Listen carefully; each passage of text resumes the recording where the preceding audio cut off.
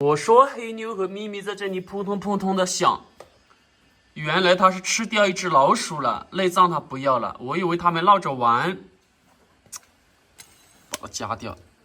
哇，你们看啊，这个是老鼠的毛啊，扔给鱼吃了。经常看到啊，有老鼠的内脏，它就是不吃内脏，然后基本上都是扔给鱼吃了。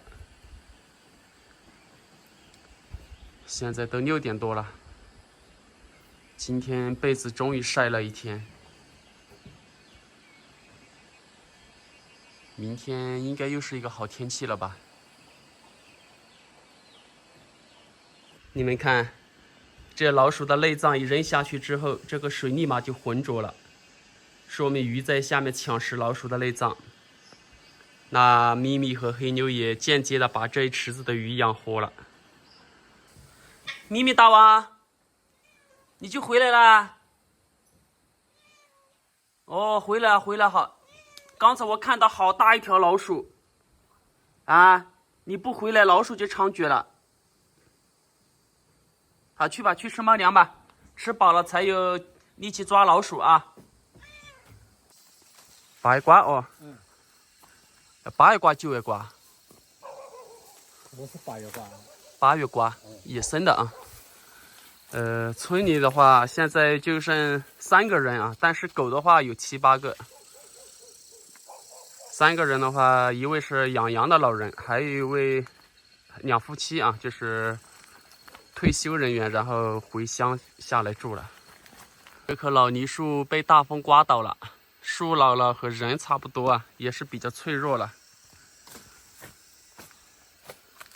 上面刮断那么大一根。我们这边的生态环境还是保护的很不错啊。有蚊子哦，还是用这种花露水比较好啊。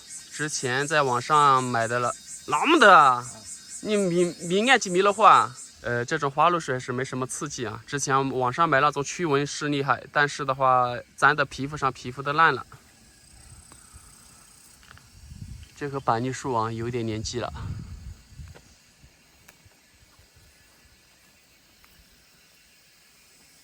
这种一般来说就倒到衣服上就可以，或者手上擦一点。它这种应该就是气味驱蚊啊。大伯刚才往脸上这样涂抹的话，眼睛受不了。在山里面的都是花蚊子，就是身上脚上都是那种白色花纹的，那种比家里那种蚊子厉害啊。被蛰过的人都知道。你往哪走？啊，地下。起个水啊？好吧，前面是个水井，大伯要先喝水。这是这个村的水井啊，我经常进山的话也在这里喝水。爷怎么拍了呀？还哪子呢？你还没起个啊？这水好起。这个水口感比矿泉水要好一点，自带一点甘甜。我也洗冷水澡的习惯啊，但是这个水我不敢洗，温度太低了。这是我们隔壁村的水井啊，就是刚才过来给大家拍视频，就是有8月瓜那里。之前的话差不多20户人，现在就剩2户人。2户人的话，3位老人，有一对是夫妻，我叫伯伯的啊，今年79了，是畜牧局的退休工作人员啊。其实县城有房啊，但是他们2夫妻的话，还是喜欢到乡下来养老。还有一位老人的话是独居在那里养羊的，说是养羊就养了2只，我们这边是不允许养羊的。2只的话都是圈养，他把它当宠物了啊。天气好，偶尔的话把2只羊牵到野外去，圈到那里陪羊吃草。哪块了？啊，不是木耳。摘了嘛。在山里面啊，就是靠这里摘一点，那里摘一点。这个人工种植不一样嘛，它不会成片。这个它树皮已经没有了啊，你像明年可能就不会长了。就是这一点点树皮，它就是靠吸取树皮上面的腐殖物。我和大伯进山，有一边走路一边砍草毛的习惯。这样的话就是让下次别人来进山的话就好走一点。这种是野李子，野李子无论是外观还是口感和人工种植那种李子都有区别，它只有这么大。一成熟了之后，啊，这山里面白面非常的多，都来吃野李子了。这个也是野李子，这野李子都还没成熟，树上面都有爪痕了，说明白面已经来吃了。这下面这棵是野李子，不会又要下雨了吧？看到天一黑，我心都焦了。这种野李子成熟了之后，差不多也就是拇指大，成熟了之后是呈黄色的，现在还是青的啊。这棵也是一棵野李子树，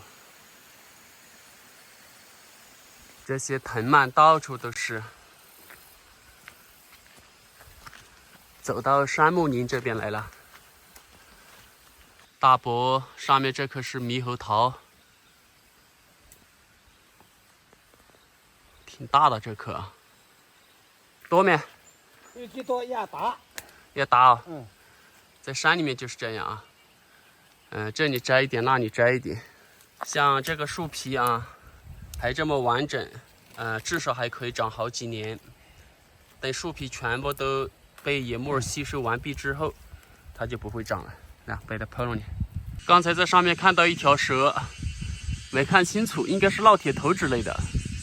所以在这下面走要非常注意安全，有可能随时啊有蛇掉下来，特别是那种青蛇啊，一受惊了它就容易掉下来。你们看这里走的非常的光滑，那个洞穴应该藏有野生动物啊，很聪明啊，都喜欢利用这些天然的洞穴。这种是盐白菜，这上面的盐白菜还不少。那顶上啊，土都没有，还能长一棵松树。这种松树的生命力非常的顽强。这些都是盐白菜，是一种中药啊，清热解毒的。这种学名好像叫什么，我忘了，好像叫什么长瓣马铃苣苔还是什么。注意滑了哦！你看那20颗马蹄菌吗？你看下子，有点像马蹄菌啊。这也是我养蜂的一个地方，看到没？看到的。是马蹄菌没？是啊。是马蹄菌啊？嗯。那把摘了吧。是耶，那这个都大得很了哦。是哦。马蹄菌，马蹄菌是非常美味的。这块板子之前是摆放了一个蜂桶，然后来了一群蜜蜂被大伯搬回去了。下次再来摆放一个空桶，引诱野生蜜蜂过来。我一般的话，在哪里引诱过来的，就在哪里养，很少会搬回家养，就让它在大山里面自然繁殖，自然采集花蜜花粉，然后等到入冬的时候来收一次租，就是这样。哇，都是乌鸦的叫声。这里听说以前是有人居住的，所以看得这么平。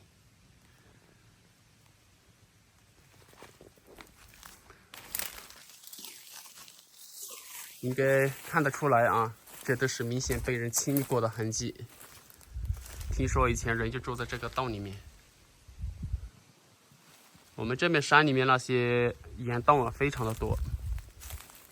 这俺帮花了哦。这上面是一颗黄金。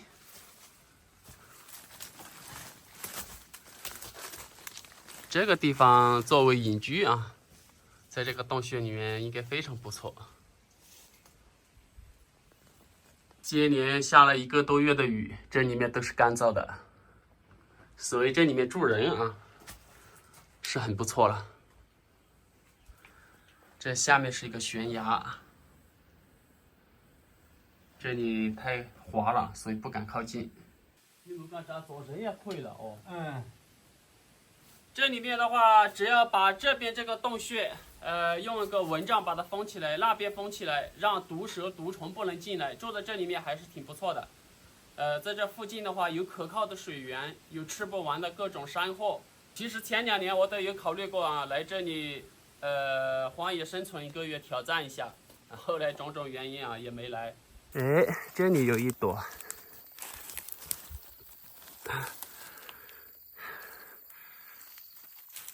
哇，这好像是一条五步蛇啊！是不是啊？哦，是的，是的，是的，一条小蛇。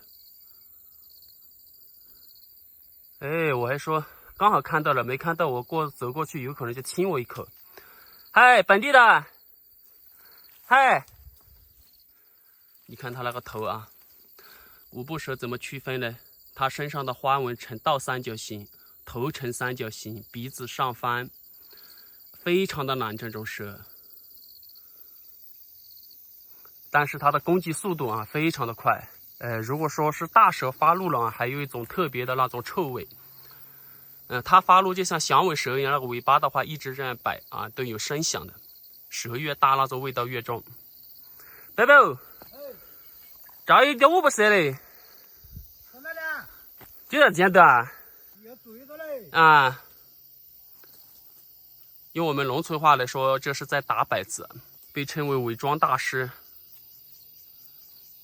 你看过什么猪啊？把挑好让它走，要不然我等下要给这过开。好。现在就是把它挑一下，我不伤害它啊，就是让它走啊，要不然的话，这是经常你看是人走的一条小道，把挑挡下就可以的，让它走。哎，它还不走哎，好烂啊！烂，你看，轻挑点，再伤到它了。快走，快走，快走，轻轻挑，快走。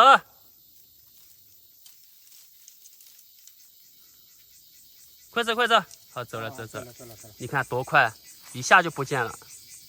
这种榫卯结构的房子一倒的话，整个全部都倒了。它就是组合起来的一个框架啊。就是以前关牛的地方，前面有一家，之前他说过可能会租出去，我们去看一下。一般我们这边房子都是不租的啊。这户人的房子是荒废了很多年了，他单家独户啊，住在一边。这都还是以前的老窗户，他自己开辟了这么多地出来，啊，就是太偏僻了。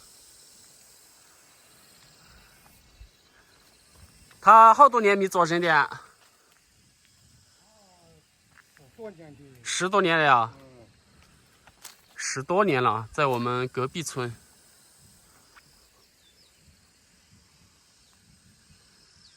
这都是以前的老样子啊。这房子你敢来住吗？这个胆子要大才行，单家独户住在这里。就是我视频开头的这个村子啊，之前差不多有20户人左右啊，现在就剩2户人，3位老人住这里了。那前面就是悬崖了啊，我带大家去看一下吧。都不敢走了。这里是之前那户人家挖的地，因为走过来的话都碰到好几条蛇。那前面是我们这边的保护区，这块地可惜了啊。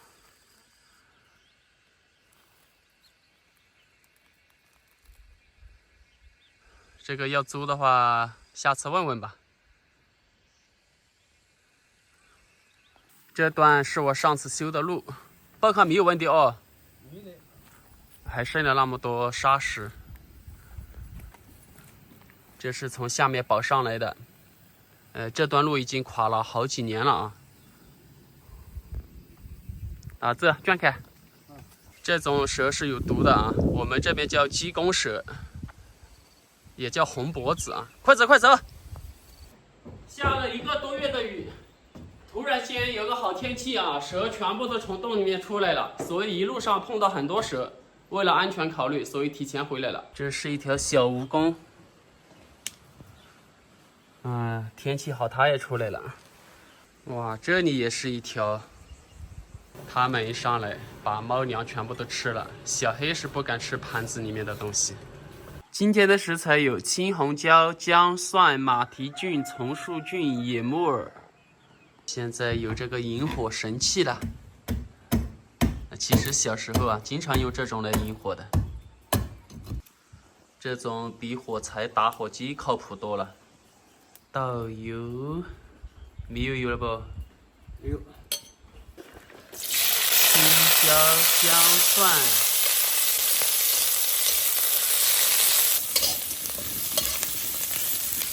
红树菌，啊，就这么几个啊，还有一个马蹄菌。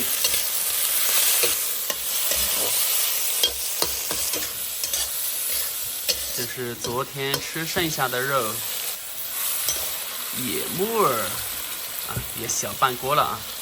今年把吃完嘞。要吃得完嘛，再一锅。加鱼起。再煮一下就 OK 了。不要火了嘛，把这个带下就是的。来，先拆开。发酵素出院了。啊，发酵素出院的。出院了。啊，可以了，好。发酵素已经出院了，但是它被咬伤的那只脚的话不能用力，所以它目前还是用拐杖啊走路。他到时候啊，会到我这里来玩一下，可能过几天就会过来。另外的话，有的朋友就是让我就是分享一下怎样去防蛇。其实的话是前年什么专门有个视频啊，这个也不是一两句话能说得清楚的，可能要一个视频来说。其实说的更简单，最简单一点还是靠眼力，靠了解蛇的习性。什么蛇，每一种蛇的习性都不一样啊，无毒蛇有毒蛇都是一样的。靠眼力的话，这个说起来范围比较广了。比如说打个比方啊，我和你也是1.5的视力，我也是1.5的视力，我们一起到大山里面去，我能看得到哪里有一条蛇，你不一定能看得到，而且你走到边了，你还不一定能发现。这个不是我吹牛说大话，真的是这样。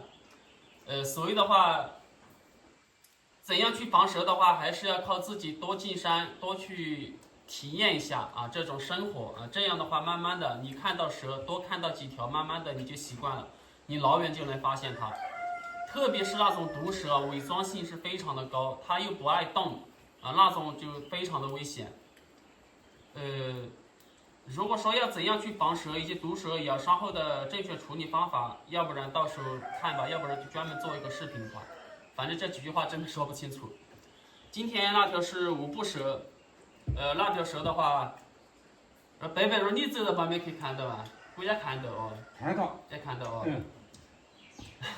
我心里当时还在庆幸啊，是我走在前面。我在想，如果是大伯走在前面的话，大伯当时也能看得到。其实我叫大伯，大伯一过来，马上一眼就看到了。这是一个今年的哦。今年的果然是有的不止那一条小蛇啊，就是一窝，还有大蛇，也就是那五步蛇的母亲了，父亲都在那一带。五步蛇有的话，大蛇都是一对的。今天把菜去弯去啊！这个啊，今天多采一把菜给弯去啊！这个小牛真的是太忠诚了。走走，我们上去。哦，你们都在这里啊！走走。我一停下来或者走得慢一点，他要等一下我。走吧，走吧，走吧。小伙，有没有看到咪咪？今天咪咪又一天没看到了。我问你有没有看到咪咪？小黑，起来，起来！我是你主人啊！起来迎接我嘛！你看他们多热情，你傻乎乎的。那今天咪咪去哪里了？早上是有看到黑妞。黑妞，咪咪去哪里啦？这个以后就给它做窝吧，我估计它以后藏小猫都会藏到这里。听说猫很聪明啊，它会独自把它抚养长大，根本不需要人操心。怀孕了之后就变得非常的安静。